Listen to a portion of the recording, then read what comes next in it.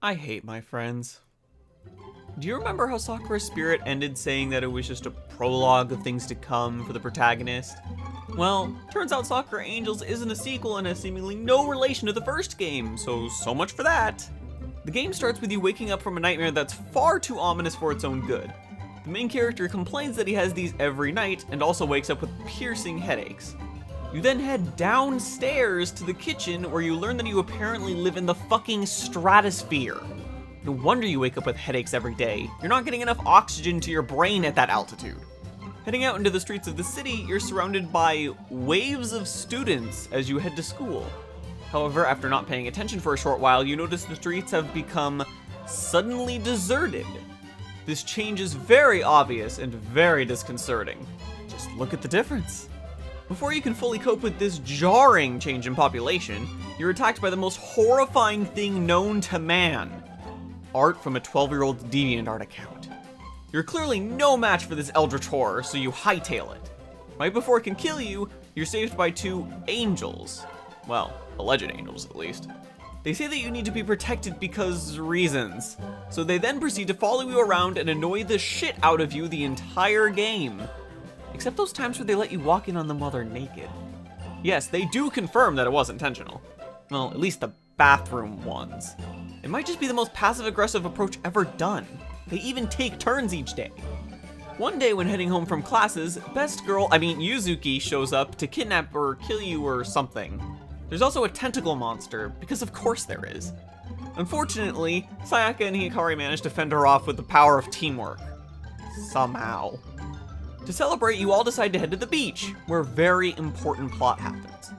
The next day you head to class as usual. However, on your way to lunch, you think you spot Yuzuki in the crowd, and manage to follow her to the school's roof.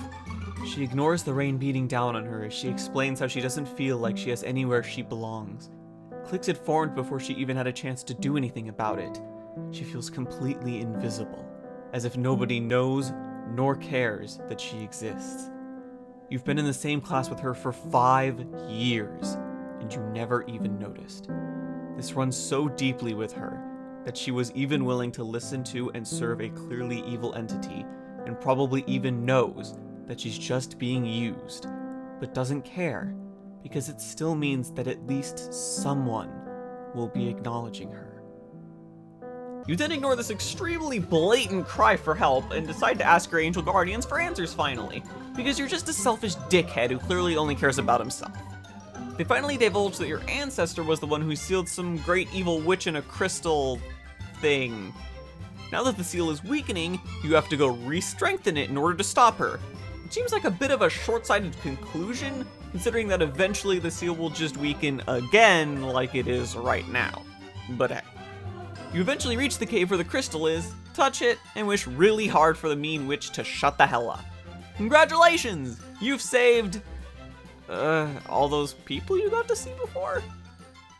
You might be wondering how I've already finished my ever so witty and sarcastic summary of the game, despite it taking about as long to beat as Sakura Spirit. And the simple answer is that Sakura Angels was a pretty huge improvement. Sakura Spirit was... well, it was bad.